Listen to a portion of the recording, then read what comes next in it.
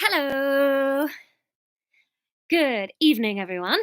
I hope you're all right. How's your lives? Now, listen, I felt like I was a bit glamorous yesterday, and I'm not today. And a little part of me was like, oh, maybe I'll put makeup on and get ready again.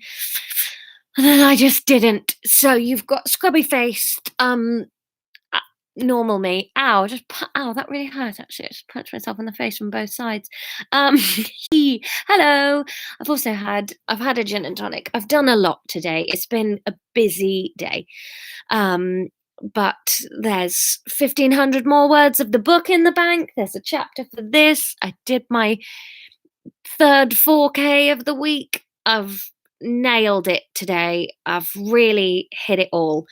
Um, so I hope you've had a good day and done some stuff or haven't done some stuff, and whichever way round that is, I hope that that's good. I'm a bit cross because me and Tom are watching the show called Making the Cut. I don't know if you ever used to watch Project Runway, but it's basically Project Runway, but on Amazon, and it's Heidi Klum and Tim Gunn. So it's like Great British Bake Off or Sewing Bee or something like that, but they're making like designer clothes. And I really like this. I'm not into fashion particularly. I quite like clothes, but I don't know what I'm talking about. And we've just got to the bit where they're like choosing the final three, and they've really biffed it for me. They always do this in these fashion shows where they send home the one person making clothes that I could and would wear. And it gets on my tits a bit watching these like male designers going, what woman wants to have something that makes her look like this? And you're sat there screaming at the TV going, me, I want layers of material to cover up things. And then they're going like, this is the accessible look. And you're like, but it's only made of like 3 inches squared of material. So it's not accessible, is it? Because only supermodels can wear it. So frustrates me a little bit. And I sent home the one that I was like, oh, I've like Googled her stuff and been like, oh, I'd buy that. And she's gone, and I'm cross. I'm very cross. I mean, I'm not too cross, but it's fun to say, isn't it? Right, we should read today's chapter. I had fun writing today's chapter actually, and I'm excited to see what you think. Although I haven't got it up. That's bad prep, isn't it? Where is it? There's all my manuscripts for. Nope, that's the Klopp folder. It's not that one. YouTube book. There it is. Doop doop doop. Because designers have only ever met supermodels. I agree, Kim. I think that that's the problem. Is that they don't. It frustrates me anyway. Right. Ben says, what have you done to us now? Nothing. I've been really nice to you this chapter, I think. I don't know, because I don't know if you're going to like it. I don't know. You're my little Theo cheerleader. We shall see. I don't know. I don't know what you want anymore. You're starting to surprise me with your voting a bit more. So we'll see how it goes. Chapter 25. It's the end of week 5. What? Let's see how it goes, shall we? Emma tried to arrange her face to look less like she was hanging out the back of a one-night stand. It wasn't a one-night stand, she hastily corrected. It was just a first-night stand. That's not a thing. It is. I've just invented it. We invented it, her smuttiest thought added. She smiled to herself at the memory of Theo's lips on her bare nipple, and then the smile slipped off and onto the pavement as she realised she had wasted all of Jack's road crossing time with arguing about what to call her night with Theo. The sun was hot on her blushing face, and she was desperately fighting an urge to spritz the window lean onto her cheeks to cool herself down. Do not do that, Emma. Do not under any circumstances do that. That is not how human beings behave. Jack and Elliot were meters away, and Emma gave up trying with her facial expression and just hoped that the meal deal was working well enough that she looked functional. Hi, how are you? Said Jack, stopping next to her and patting Elliot's head to indicate he should sit. Elliot sat happily, his eyes locked on Emma and his little tongue lolling out of one side of his mouth. The truth was, Emma was somewhere between the happiest and worst she'd ever been, but she didn't quite know how to phrase that for Jack, so she went with the standard English response instead. I'm fine, how are you? Yeah, we're all right. Look, I'm sorry I was so rude to you the other day. I've had some time to calm down and hang on, I can't get comfortable. That's better. And I massively overreacted taking it out on you like that. It wasn't all right, and I'm really sorry. I hope it doesn't get in the way of the friendship you and Elliot were growing. Emma felt the fruit smoothie sloshing around her volatile stomach as she smiled genuinely back at Jack. Hey, of course. Look, it was a properly weird day, and I'm not sure anyone displayed their best side. I fell off a boat. That made him laugh, and they stood awkwardly for a second, not quite knowing where to take the conversation from there. So, is this your work uniform, is it? Jack finally said, and if Emma had been a cartoon, her cheeks would have melted off her face from the power of the furnace that immediately ignited within them. She tugged at the sleeves of her red polo neck and wondered if her skin was distinguishable from the cotton. It's cute, added Jack, and Emma's imagination projected the little clip of Jack at the zoo saying she was beautiful. It's too hot for today. I'm sweating buckets, she mumbled, managing to completely ruin the moment. She couldn't quite put her finger on whether or not she had done that on purpose. She'd certainly felt uncomfortable with Jack paying her a compliment, but then she also wasn't sad that he'd done it. No, stop it, she screamed the thought stream, trying to take the minutes in her head. You can't still be working out if you like Jack. We've put that to bed now you're with Theo. Well, I'm not technically with Theo. I just slept with him. Ha ha ha, you slept with Theo. I know, it was amazing. Was it? I don't remember a lot of it. Yeah, but it was bound to have been amazing, wasn't it? It was sex with Theo. I hate to interrupt, but Jack has said something else and you really weren't listening at all. Emma blinked to bring her eyes back into focus and looked at Jack, hoping that whatever he'd just said hadn't been important. So, what brings you two into town? She asked, trying to seem nonchalant, despite every word requiring a Herculean effort to peel her tongue off the roof of her mouth. She was sure if scientists were available to investigate, they would see that her mouth had recently taken over from South America as being the location of the driest desert on the planet. The Windowline winked invitingly from the bottle. Stop thinking weird thoughts about Windowline, she hissed mentally, in both senses of the word. We're off out to lunch, aren't we? Jack ruffled the top of Elliot's head, just as Emma had leant forward to do the same, and her fingers grazed against Jack's.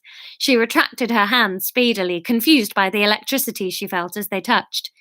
It's okay if you like him, she tried to tell herself. Not when you're currently digesting a morning after pill from the sex you had with a man who wasn't him, said a voice that sounded like her voice, but was definitely channeling either or both of her parents. Probably her mum. In fact, almost definitely her mum, because she couldn't bring herself to live in a world where she admitted that her dad would or could know what a morning after pill was. Oh, lovely, she managed, sticky tongue obliging her to request to form a word. Anywhere nice? Anya's place, actually, said Jack, not meeting her eye, and Emma felt the fruit smoothie make a desperate bid for the outside world. What is going on? Flashed across her mind in huge neon letters. What is this jealousy about Anya? She felt like a child unable to contain the flashes of fury at the idea of Jack and Anya's friendship. Perhaps when she got home tonight, she would have a bath and sit in the dark and really examine what was going on with these feelings. No, that felt too healthy and mature, but maybe she would talk to Fiona this afternoon. Oh, nice, she managed. I've not been there yet. Is she stopping down with you for lunch? Stopping down with you? She asked herself. That's not a sentence. The pulse in her swollen tongue was banging so hard against her teeth she was surprised they weren't rattling. How had life come to a point where she was hungover from a sort of date with one guy and having anxiety palpitations about talking to another one? Wasn't life supposed to get duller once you moved out of London to the country? Why had all those films lied to her? No, busy lunchtime shift, I imagine. She'll be up to her eyes in ratatouille or whatever. What is Swedish food? Those open prawn sandwiches, isn't it? Emma supplied, delighted with herself for actually knowing the answer. Yeah, and salmon. Probably. I love salmon. Not right now, though, she caveated privately. No, I'm actually meeting my ex. Emma felt like Jack had dropped an atomic bomb into her lap.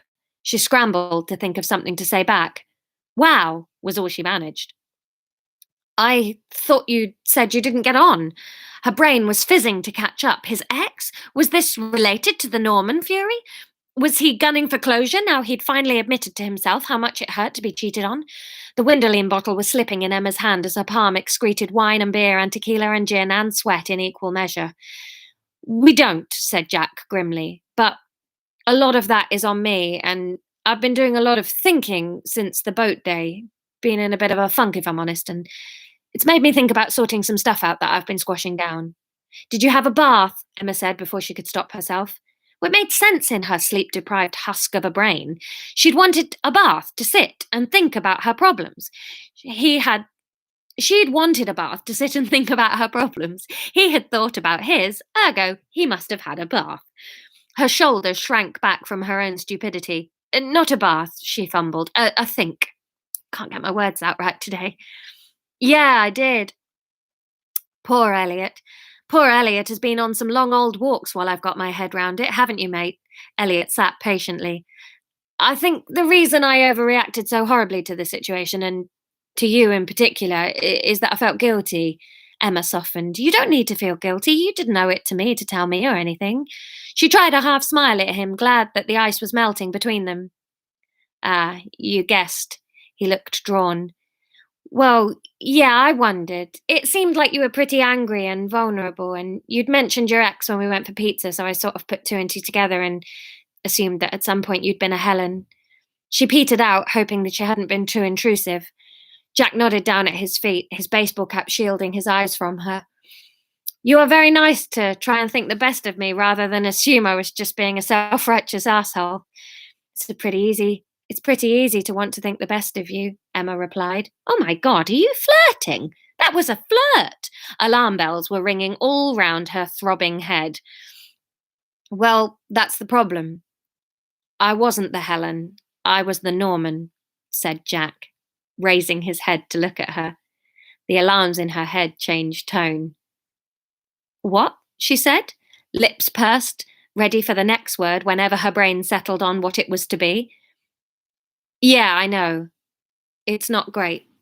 Not great at all. I had an affair. I cheated on my wife. It's what finally killed our marriage. It's the worst thing I've ever done in my life, and I hate that it was me. Feels like it wasn't me. I'm not trying to excuse my behaviour. I definitely did it. I had an affair. Ugh. I really hate saying it out loud. It feels weird to hear it coming out of my mouth. I just struggle sometimes to really believe that I did it, and I can't change it. So, sorry, I'm rambling, and I shouldn't be offloading this on you anyway, but I wanted to explain why I was so awful to you. I was being awful to defend myself for being even worse before, to someone else. So, I'm sorry. I hope you can forgive me. His body language was stiff and downcast. Emma wanted to hug him, but she reeked of alcohol and felt like a hug was too much, so she settled for squatting down next to Elliot instead. Crikey, she said, looking up at Jack, squinting into the sun. That's a lot. Apology accepted, but, you only need to apologise to me for what you said. You don't owe me an apology for cheating on your wife. You didn't cheat on me. I never would. Emma swore that if words could be physical, those ones would have been lightning bolts. Is lightning a physical thing? Yeah, isn't it? Fucking concentrate! Her ankles twisted and she fell back onto her bottom, sending the bottle of Windolene across the pavement. Jack stooped down to pick it up and then offered a hand. She accepted it and stood up, hoping he wouldn't notice her clammy palms. What time's your lunch? She asked, feeling shy and exposed. Now, I should go, said Jack, checking a wrist that didn't contain a watch. I'm glad I bumped into you, though. I'm glad we've cleared things up. Yeah, said Emma. Yeah, thank you for apologising, and I'm sorry for my part, too. I'm glad we're friends again. He nodded and then twitched Elliot's lead. Elliot lifted his back legs and stretched gloriously. Emma swore that he looked smug. Was this dog some kind of guardian angel? Well, I hope it goes okay, she said to Jack. Feel free to knock tonight if you want to talk about it. The offer was out of her mouth before she'd fully thought through the ramifications. What if Theo wanted to see her tonight? What about her bath? Yeah, may well do, said Jack, then waved and headed off down the street. Emma stood frozen on the pavement until a rapping on the glass from the inside reminded her of the existence of the shop, Fiona, the human world, and her place in it. What was all that about? Squealed an excitable Fiona. Oh, God, he wanted to apologise for being, well, we had a bit of a falling out after the boat day. Emma didn't know where to start, suddenly realising she'd never filled Fiona in on the debacle with Jack. So He just wanted to apologise and make sure we were all good. It looked very intense, Fiona prodded. Yeah, yeah, well, it's always awkward saying sorry as an adult, isn't it? Emma tried to brush the conversation aside, not wanting to have to tell Fiona all the gory details of Jack's past or his reaction to her present. Thank goodness the shop was busy that afternoon, and Emma could completely occupy herself with various ornaments and customer requirements. She was completely exhausted by the time they closed the shop, and it was all she could do to drag her aching feet back to the flat and close the door on a very strange day. End of chapter. Oh, I'm so curious as to what you thought. I had to just read that one because I was like, if I stop and look at all of your comments, then we'll get distracted forever. Oh, Sarah, you called it a bit early, didn't you? Oh, hang on a minute. Da, da, da. Kim, that's what I wondered. Oh, you're always ahead of me. I'm having to put so many twists into this bloody story every time you guess it. Dun, dun, dun. Okay, so you're all quite surprised. Not you, Jack. Jack is not Norman. Oh, so you're forgiving Jack, are you? I see. I see. Even Durkis, he must have had his reasons. Oh, okay, interesting. All right. Still mostly Team Jack rather than Theo. I'm so confused. It's almost like somebody's writing Jack to be really nice and Theo to be a smarmy git. It's called. Well, I'm not reading that out. That's very rude. That's very rude. Very rude. All right. As an aside, my partner is still asleep. I hear him snoring from downstairs with the bedroom door closed. It's like there's a train in this bloody house. Oh, mate, I feel you, Georgina. I absolutely feel you. My husband snores like a truck, but he's so cute. If you just go like Tom and you just push his face gently, he stops snoring. It's so cute. Oh, I'm glad you like that chapter. Good, good. Good. I'm glad you liked it. That's good. Right. Yes, a lack of accents, a bit more emotion, maybe. I felt like you guys needed a win. You needed some positive Jack moments, maybe. So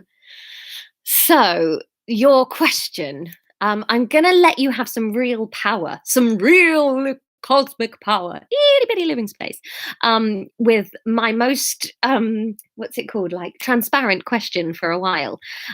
So your question that you can mull over the weekend, but the earlier you vote the better, because I've got a big acting job. Well, I say a big acting job, it's just a long acting job. It's nothing that anybody would want to watch, but I've got to do some work on Monday and Tuesday, so it would be lovely to write this Sunday if possible. What does Emma's evening contain? I'm going to give you full control over what Emma's evening contains. Does it contain a bath, a text message, a phone call, or a knock? Those are your choices. So you get to choose between a bath, a text message, a phone call, or a knock. What does Emma's evening contain? So there you go. I'm not being cryptic or confusing with this vote. It's just totally up to you. You could do what you like. Durkis is still arguing Theo's corner. He hasn't done anything wrong, I know, but I suppose Jack, I don't know. I'm trying to like nail it down in the writing why we're so pro Jack. He's just been sort of, well, he looks like Jurgen Klopp, doesn't he? So that's why we like him. He's got a baseball cap and a beard, and he's fit. I'm a bit drunk. Right, so there you go. Go away now and do some voting. As it's Friday, I'll stick my hat out and say if you'd like to throw me a few quid for all the writing and the reading, you're very welcome. If you can't or don't want to, don't worry about it. But I'll stick the coffee link in the bio and get voting. So you can vote away. You can decide what happens to Emma, and we'll be back Monday night to do some reading. Thanks for another lovely week. You can be pro Jack, just don't be anti Theo. That's fair, Durkis. But Durkis, would you be happier if it just continued to be vaguely anti Theo, or do we need to put ourselves off Theo somehow? What's going to happen? But yes, anyway, have a lovely weekend, everyone. Keep yourselves safe and be nice to each other and all that nonsense. And I'll be on Twitter and Instagram if you need company. And yeah, I'll see you for week 6 next week. All right, lots of love. Bye.